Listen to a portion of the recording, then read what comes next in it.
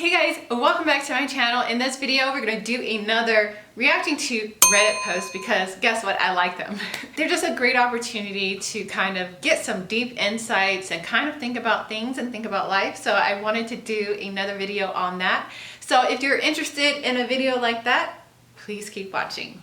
So hey guys, welcome back to my channel. So let me introduce myself. My name is Amber Turner. If you do not know who I am, I'm a published author, entrepreneur, and I have my own business and cosmetic line, which is called Magical Beauty, which is what I'm wearing right now.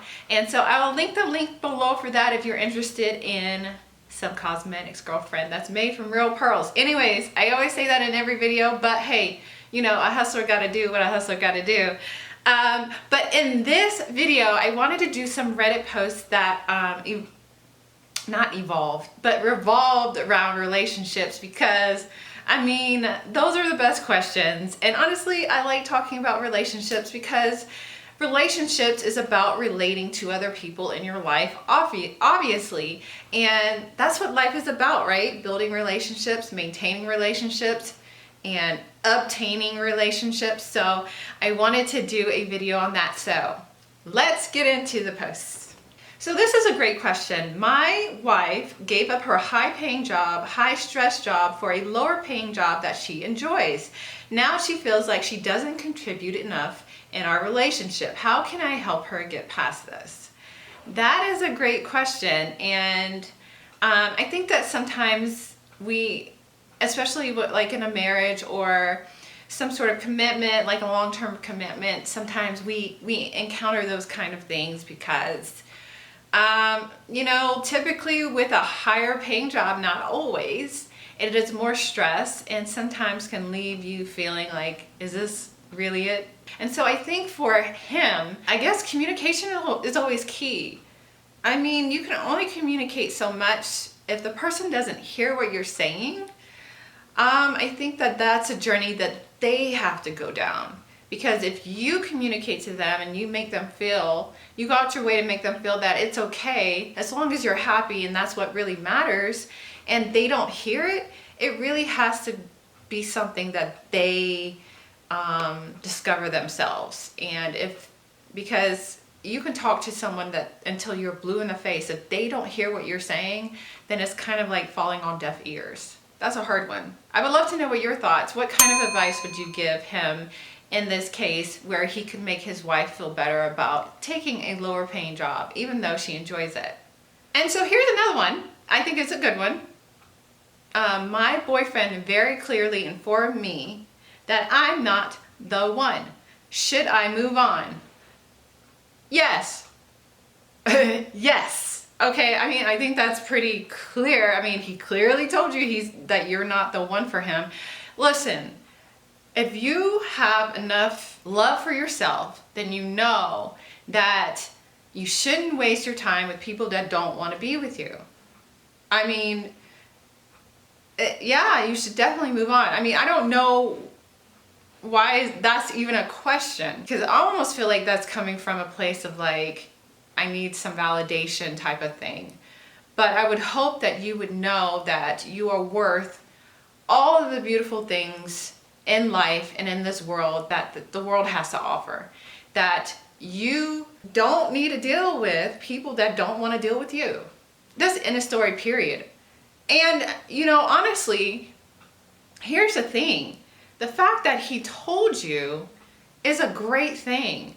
Because wasting your time on someone that really at the back of their mind knows that you're not the one and they're wasting your time, that's a blessing.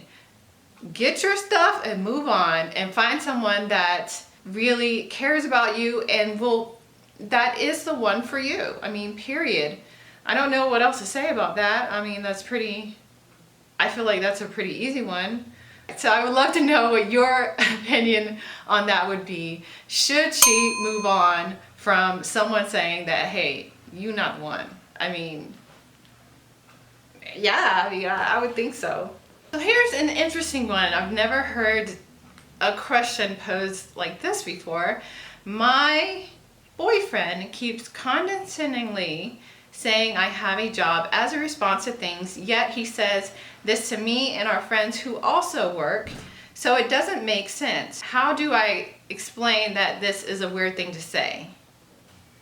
If someone is always referring to the fact that they have a job, perhaps that's something that I would suspect. Now, this is just me suspecting. I mean, this is just like, I don't know any background on this, obviously, but I would suspect that growing up perhaps in his environment, having a job was something that was like, you know, held high, like was, you know, if you had a job, you were it. And so as a response to anything that people say, you know, at least I have a job, is something like Tommy from Martin. I would say it's along those lines. It's something that is held in a high standard in perhaps where, in the environment that he grew up. And so for him, it's like, okay, so I have a job. So you can't say anything negative about me. You can't say anything that you might have issue with or anything, as long as I have a job. And so I think that's something that perhaps he needs to understand is not the end all be all of life, and especially when you're relating to other people. It's more about, you know, what else is there, because, you know, everyone is multifaceted and we all have layers to ourselves. We're not just one thing. And to solely identify yourself with your job is a dangerous thing to do. You believe that your job will always be there, but that's not always the case. And when you identify so much with your job, and then if that's taken away from you, then that's just dangerous. And I would say that it's important to really take a deep dive into who you are as a person, because we are not our jobs. I mean, our jobs can be taken away from us the next day. You never know. And so who are you at your core? And I think that it's important for us to understand what our essence is. And so for him, I think he's not really thinking that deeply about who he is. He's solely identifying who he is with his job, perhaps. You know, this is just me speculating. Off of just one question, I can't go much deeper than that, but I just think it's a very dangerous thing to solely identify yourself with your job. You know, your job can be a part of who you are, but it's not solely who you are. And, you know, that can change in an instant. So here's an interesting one. She's a female and she says, I'm confused about my feelings with having children because I'm leaning towards not having children, but I'm also okay with having children, and I don't know how to tell my fiance and our families. Listen, you know, children, that's a big decision, and it's a big responsibility on top of that. I would say, if you're not sure about whether or not you want to have children or not, I would say think a lot about it, because they are a huge responsibility. And like when you have a kid, you can't just like put it back. Not one of those things where it's a simple decision. It's really something that you really have to take your time on, I feel, and evaluate your life. And that's a choice that you have to make for yourself. No one else can make that choice for you. So I think it's important to really take your time with that kind of decision, because it's a really big decision, but also understand that it is your decision. No one can make that decision for you. And whatever decision that you do make, just know that it's right for you. And don't let other people and their opinions sway you in your decision, because you have to live your life. They're not going to live your life for you. You do. So it's your decision. Take your time with it. It's a big decision. But either way, whatever decision you make for yourself is the right decision, because it's you and it's your life. And that's the advice I would give. But I would love to know your thoughts on that. What kind of advice would you give to someone that's on the fence about having children? What are your thoughts?